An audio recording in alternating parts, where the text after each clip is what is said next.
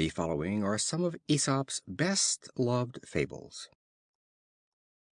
The Goose with the Golden Eggs. A certain man had the good fortune to possess a goose that laid him a golden egg every day; but dissatisfied with so slow an income, and thinking to seize the whole treasure at once, he killed the goose, and cutting her open, found her just what any other goose would be. Much wants more, and loses all. The Town Mouse and the Country Mouse. A Country Mouse invited a Town Mouse, an intimate friend, to pay him a visit and partake of his country fare. As they were on the bare plowed lands, eating their wheat stalks and roots pulled up from the hedgerow, the Town Mouse said to his friend, "You live here the life of the ants, while in my house is the horn of plenty. I am surrounded with every luxury, and if you will come with me, as I much wish you would, you shall have an ample share of my dainties." The Country Mouse was easily persuaded, and returned to town with his friend. On his arrival, the Town Mouse placed before him bread, barley, beans, dried figs, honey, raisins, and, last of all, brought a dainty piece of cheese from the basket. The Country Mouse, being much delighted at the sight of such good cheer, expressed his satisfaction in warm terms, and lamented his own hard fate. Just as they were beginning to eat, some one opened the door, and they both ran off squeaking as fast as they could, to a hole so narrow that two could only find room in it by squeezing. They had scarcely again begun their repast when some one entered to take something out of a cupboard, on which the two mice, more frightened than before, ran away and hid themselves. At last the Country Mouse, almost famished, thus addressed his friend: "Although you have prepared for me so dainty a feast, I must leave you to enjoy it by yourself. It is surrounded by too many dangers to please me. Better a little in safety than an abundance surrounded by danger." The Milkmaid and her Pot of Milk. A maid was carrying her pail of milk to the farmhouse, when she fell a musing. "The money for which this milk will be sold will buy at least 300 eggs. The eggs, allowing for all mishaps, will produce 250 chickens. The chickens will become ready for market, when poultry will fetch the highest price, so that by the end of the year I shall have money enough to buy a new gown. In this dress I will go to the Christmas junketings, when all the young fellows will propose to me, but I will toss my head and refuse them every one." At this moment she tossed her head in unison with her thoughts, when down fell the milk pot to the ground, and broke into 100 pieces, and all her fine schemes perished in a moment. Count not your chickens before they are hatched. The Man and the Satyr. A Man and a Satyr once formed a bond of alliance. One very cold wintry day, as they talked together, the Man put his fingers in his mouth and blew on them. On the Satyr inquiring the reason, he told him that he did it to warm his hands. Later on in the day they sat down to eat, the food prepared being quite scalding. The Man raised one of his dishes towards his mouth and blew in it. On the Satyr again inquiring the reason, he said that he did it to cool the meat. "I can no longer consider you as a friend," said the Satyr. "A fellow who with the same breath blows hot and cold I could never trust. A man who talks for both sides is not to be trusted by either." The Mice in Council. The Mice summoned a council to decide how they might best devise means for obtaining notice of the approach of their great enemy, the Cat.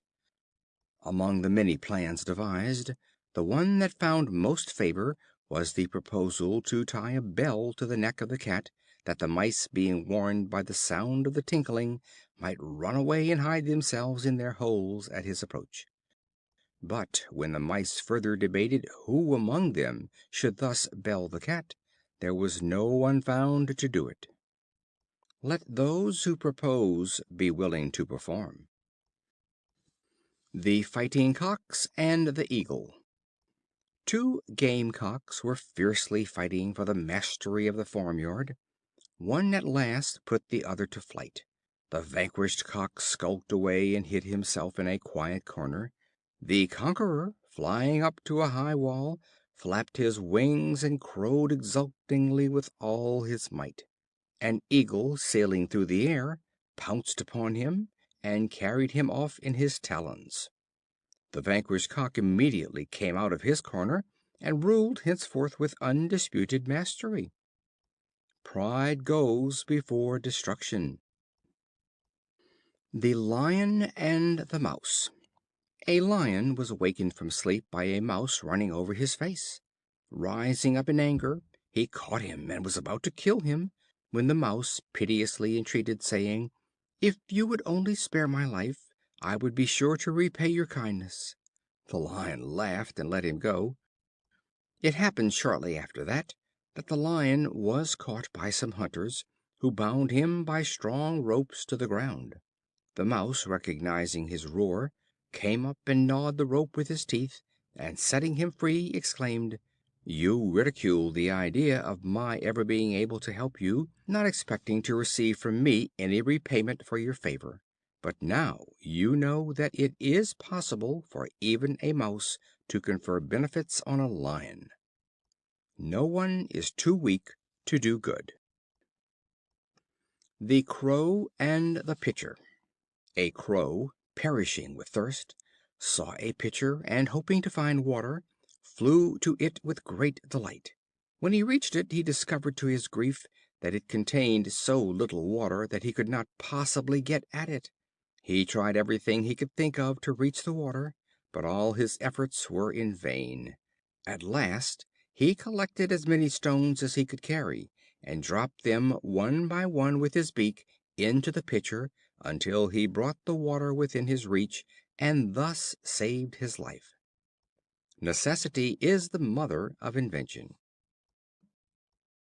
The Fox and the Crow. A Crow, having stolen a bit of meat, perched in a tree and held it in her beak. A Fox, seeing her, longed to possess himself of the meat, and by a wily stratagem succeeded.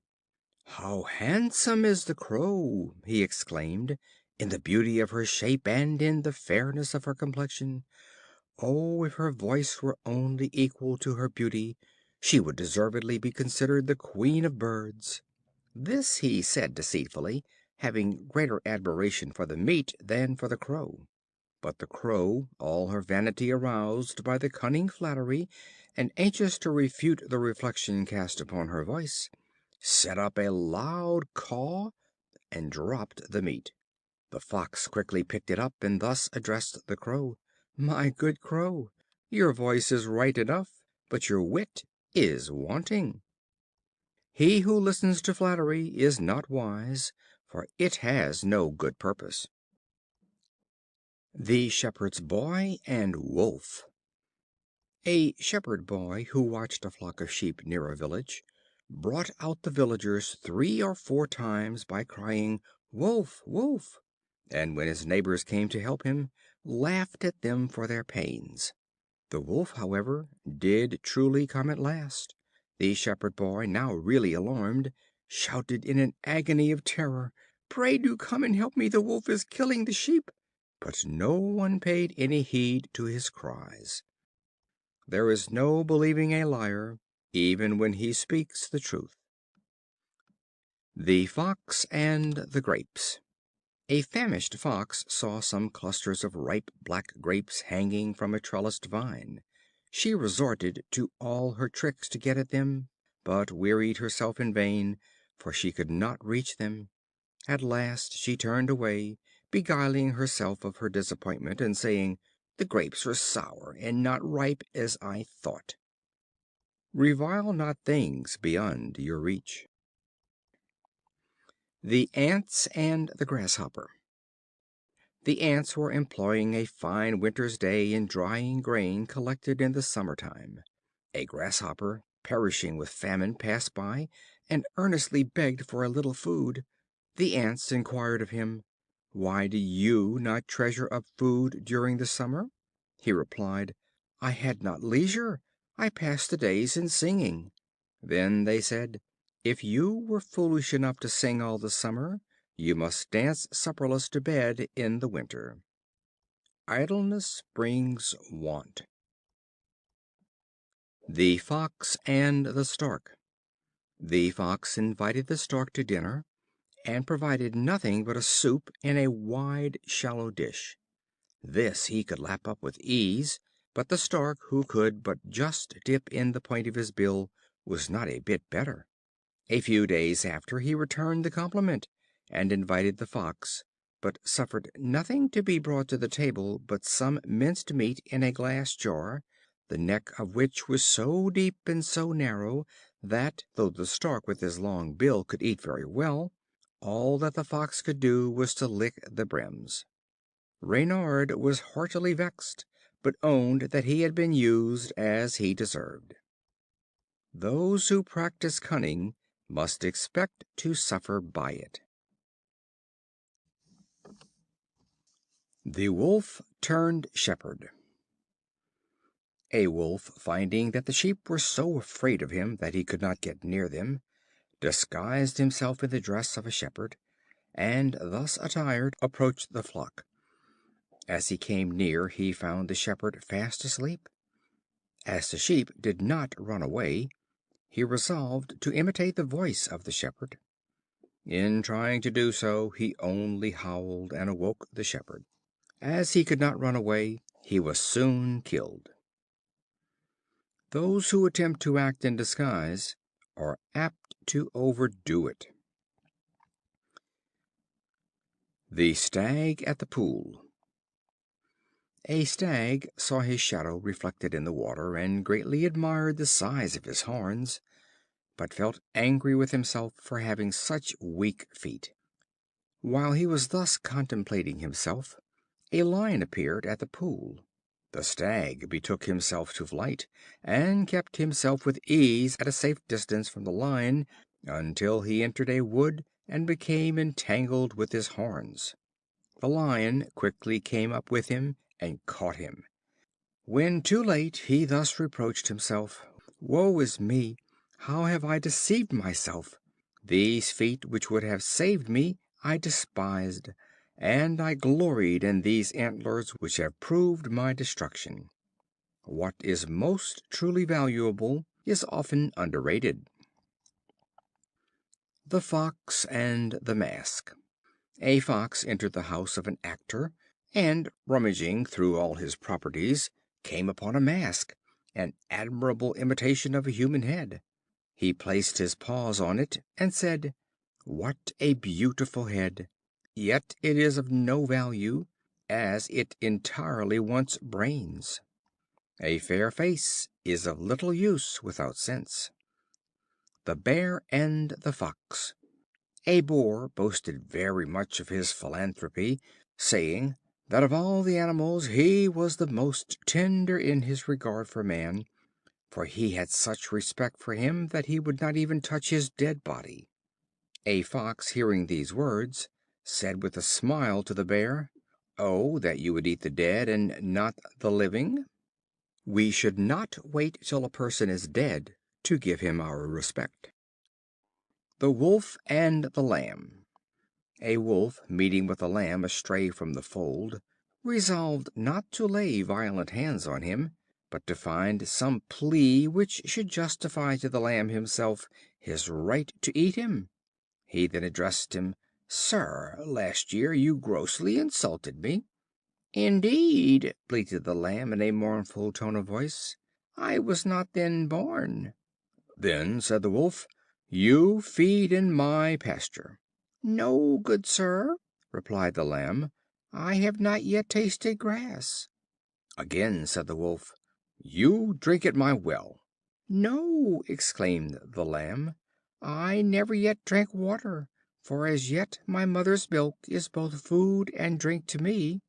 On which the Wolf seized him and ate him up, saying: Well, I won't remain supperless, even though you refute every one of my imputations. The tyrant will always find a pretext for his tyranny, and it is useless for the innocent to try by reasoning to get justice, when the oppressor intends to be unjust. The One-Eyed Doe. A doe, blind of an eye, was accustomed to graze as near to the edge of the sea as she possibly could, to secure greater safety. She turned her eye toward the land, that she might perceive the approach of a hunter or hound, and her injured eye toward the sea, from which she entertained no anticipation of danger. Some boatmen sailing by saw her, and taking a successful aim, mortally wounded her.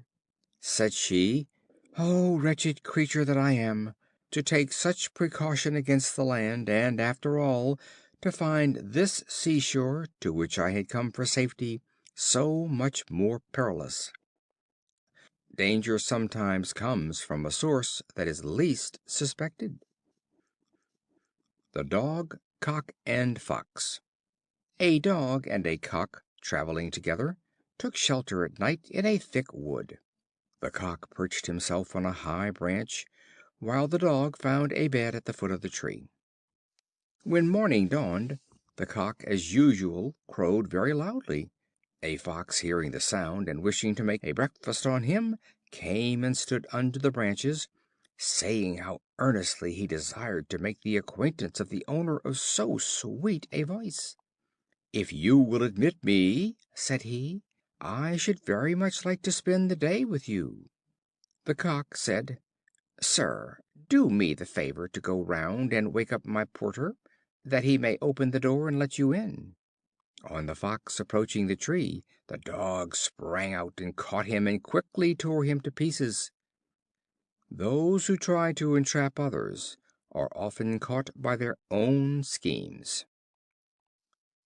The Mouse, the Frog, and the Hawk. A Mouse, by an unlucky chance, formed an intimate acquaintance with a Frog. The Frog, one day intent on mischief, bound the foot of the Mouse tightly to his own. Thus joined together, the Frog led his friend toward the pool in which he lived, until he reached the very brink, when suddenly jumping in, he dragged the Mouse in with him. The Frog enjoyed the water amazingly, and swam croaking about as if he had done a meritorious action. The unhappy Mouse was soon suffocated with the water, and his dead body floated about on the surface, tied to the foot of the Frog. A Hawk observed it, and pouncing upon it, carried it up aloft. The Frog, being still fastened to the leg of the Mouse, was also carried off a prisoner, and was eaten by the Hawk. Harm hatch, harm catch. The Dog and the Oyster. A Dog, used to eating eggs, saw an Oyster, and opening his mouth to its widest extent, swallowed it down with the utmost relish, supposing it to be an egg. Soon afterwards, suffering great pain in his stomach, he said, "I deserve all this torment for my folly in thinking that everything round must be an egg. Who acts in haste repents at leisure." The Wolf and the Shepherds. A Wolf, passing by, saw some Shepherds in a hut eating for their dinner a haunch of mutton. Approaching them, he said, "What a clamor you would raise if I were to do as you are doing!"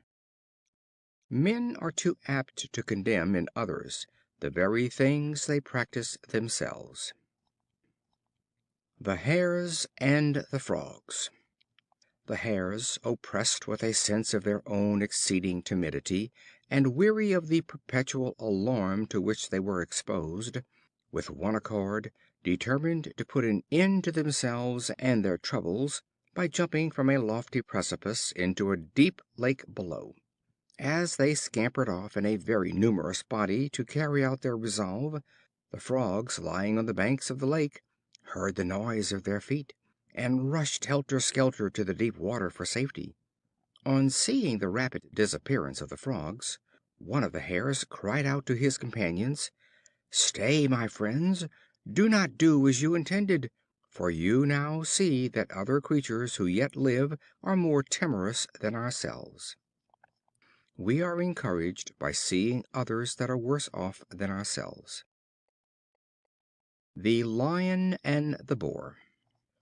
On a summer day, when the great heat induced a general thirst, a Lion and a Boar came at the same moment to a small well to drink. They fiercely disputed which of them should drink first, and were soon engaged in the agonies of a mortal combat. On their stopping on a sudden to take breath for the fierce renewal of the strife, they saw some vultures waiting in the distance to feast on the one which should fall first. They at once made up their quarrel, saying, "It is better for us to make friends than to become the food of crows or vultures, as will certainly happen if we are disabled." Those who strive are often watched by them who will take advantage of their defeat to benefit themselves. The Mischievous Dog. A Dog used to run up quietly to the heels of those he met, and to bite them without notice. His master sometimes suspended a bell about his neck, that he might give notice of his presence wherever he went, and sometimes he fastened a chain about his neck, to which was attached a heavy clog, so that he could not be so quick at biting people's heels. The Dog grew proud of his bell and clog, and went with them all over the marketplace. An old hound said to him, "Why do you make such an exhibition of yourself? That bell and clog that you carry are not, believe me, orders of merit, but on the contrary marks of disgrace, a public notice to all men to avoid you as an ill-mannered dog." Those who achieve notoriety often mistake it for fame. The Quack Frog. A Frog once made proclamation to all the beasts that he was a learned physician, and able to heal all diseases. A Fox asked him, "How can you pretend to prescribe for others, and you are unable to heal your own lame gait and wrinkled skin?" Those who pretend that they can mend others should first mend themselves, and then they will be more readily believed. The Ass, the Fox, and the Lion. The Ass and the Fox, having entered into a partnership together, went out into the forest to hunt. They had not proceeded far when they met a Lion. The Fox approached the Lion, and promised to contrive for him the capture of the Ass, if he would pledge his word that his own life should be spared. On his assuring him that he would not injure him, the Fox led the Ass to a deep pit, and contrived that he would fall into it. The Lion, seeing that the Ass was secured, immediately clutched the Fox, and then attacked the Ass at his leisure. Traitors must expect treachery. The Wolf and the Sheep. A Wolf, being sick and maimed, called to a Sheep who was passing, and asked him to fetch some water from the stream. "For," he said, "if you will bring me drink, I will find means to provide myself with meat." "Yes," said the Sheep, "if I should bring you draught, you would doubtless make me provide the meat also." Hypocritical speeches are easily seen through. The Cock and the Jewel. A Cock, scratching for food for himself and his hens, found a precious stone, on which he said, "If thy owner had found thee, and not I, he would have taken thee up, and have set thee in the first estate. But I have found thee for no purpose. I would rather have one barley corn than all the jewels in the world." The Raven and the Swan. A Raven saw a Swan, and desired to secure for himself a like beauty of plumage. Supposing that his splendid white color arose from his washing in the water in which he swam, the Raven left the altars in the neighborhood of which he picked up his living, and took up his abode in the lakes and pools. But, cleansing his feathers as often as he would, he could not change their color, while, through want of food, he perished. Change of habit cannot alter nature. The Lioness. A controversy prevailed among the beasts of the field as to which of the animals deserved the most credit for producing the greatest number of whelps at a birth. They rushed clamorously into the presence of the Lioness and demanded of her the settlement of the dispute. "And you," they said, "how many sons have you at a birth?" The Lioness laughed at them and said: "Why, I have only one, but that one is altogether a thoroughbred lion." The value is in the worth, not in the number. End of Section 1.